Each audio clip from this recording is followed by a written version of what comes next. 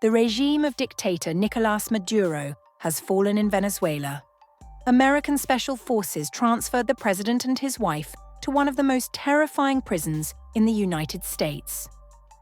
Just yesterday, the First Lady Cilia Flores was trying on diamonds inside her impregnable fortress, while ordinary people were fighting for a piece of bread.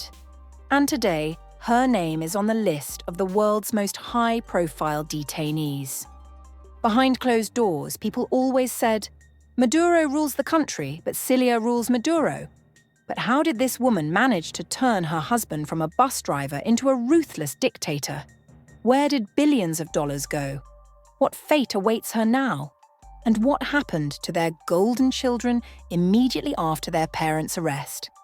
Watch the video until the end to learn the truth about the collapse of the richest family in Latin America. You will be shocked. Let's begin. Cilia Flores was never a typical First Lady. She was not just decoration beside her husband. She is 10 years older than Nicolás Maduro. Cilia was his mentor, his lawyer, and, according to rumors, his brain. In political circles, they whispered, "The crown is on Nicolás's head, but the remote control is in Cilia's hands." Their union was born not in romance but in the dark prison corridors in 1992. Back then, Cilia was a successful and tough lawyer defending rebels. She was almost 40. And Nicolás Maduro was nobody. Just a subway bus driver in Caracas and a union activist who carried packages to the imprisoned leader Hugo Chavez.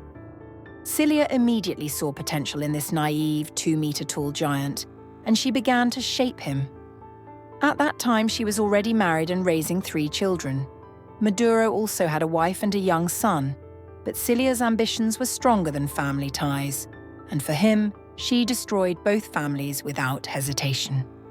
Insiders say it was Cilia who wrote his first speeches, taught him how to wear suits, and explained how to behave in public.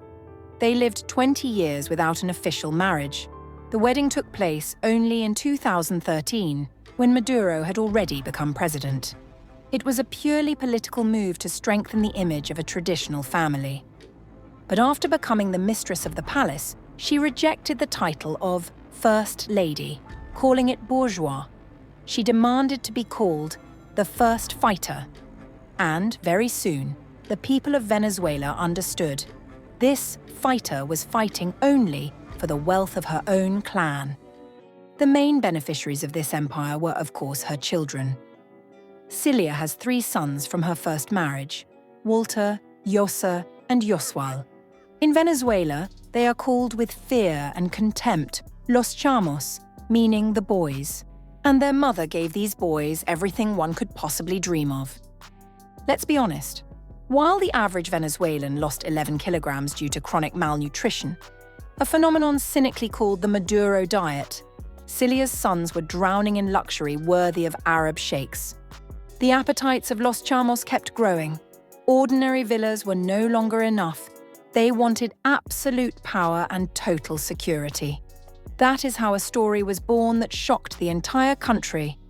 The Flores family effectively took over part of the elite neighborhood of Cumbres de Curumo. They did not bother with small steps. They simply bought an entire street with 14 luxury mansions. Concrete walls topped with barbed wire were built around the perimeter. Snipers and military intelligence gunmen stood guard around the clock. It was a real city within a city. Cilia Flores's Forbidden Palace. What was happening inside? Insiders describe it as an Ali Baba cave. In climate-controlled garages stood dozens of exclusive supercars, Ferraris, Lamborghinis, even gold-plated motorcycles. And this was in a country where there are no spare parts for buses or ambulances. These supercars were flown in on special flights, bypassing customs, often disguised as humanitarian aid or government equipment. The youngest and most scandalous son, Yosual, became the symbol of this total impunity. He lived the life of a spoiled rich kid above the law. His social media was filled with photos from elite resorts. Here he is skydiving over the skyscrapers of Dubai. Here he is relaxing on private Caribbean beaches. And here are bills from the Paris Ritz Hotel. Journalists discovered that one night in the presidential suite cost $40,000. Think about that number. $40,000 for one night. For an ordinary Venezuelan receiving a pension of $3, that is a budget for 1,000 years of life. But at what point did the name of Venezuela's First Lady appear on US arrest lists? At the center of the scandal were Cilia's beloved nephews, whom she raised like her own sons. They tried to bring 800 kilograms of prohibited cargo into the United States. The audacity was unbelievable. They used a government plane and diplomatic passports. But they were arrested. And in court, they gave up their aunt. The nephews confessed, "We did this to get money for Aunt Cilia's campaign." Those words became a verdict. The whole world understood.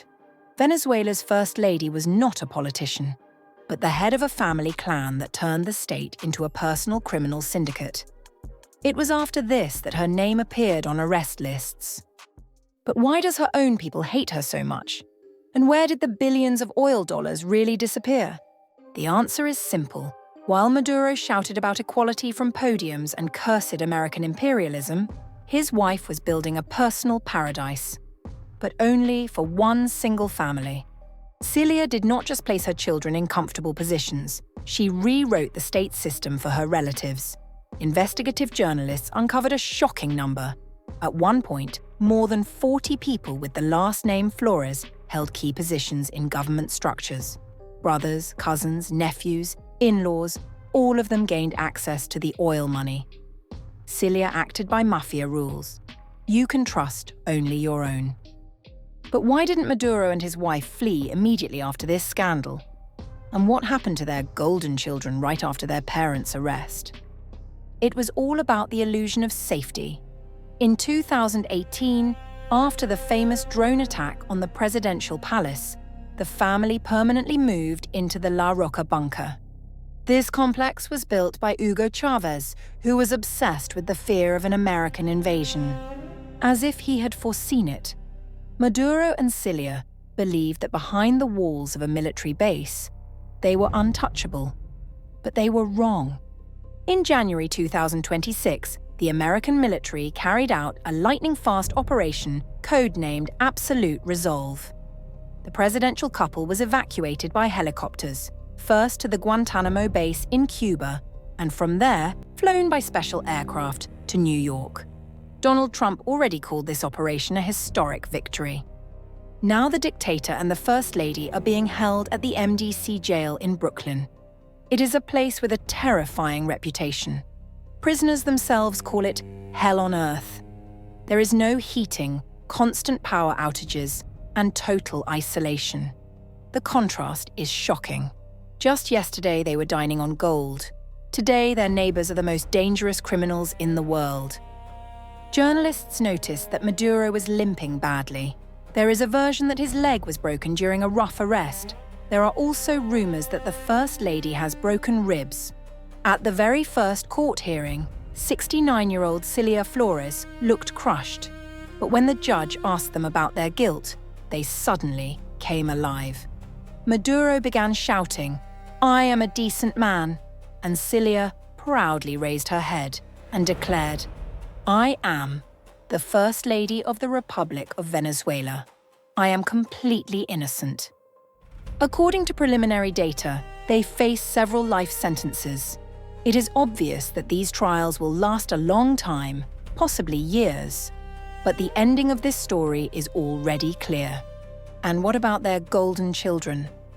Those same sons, Los Chamos, who lived a life of insane luxury. They are on the run, and their names are now on wanted lists. Their accounts in Europe have been frozen. The empire that once seemed unbreakable collapsed like a house of cards. This story causes a lot of debate.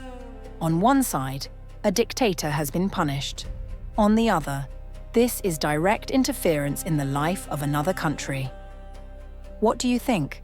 Was Trump right? Or is this unacceptable, no matter how bad Venezuela's president was? Write your opinion in the comments. Like the video if you enjoyed it and subscribe to the channel. There is a lot more ahead. See you soon.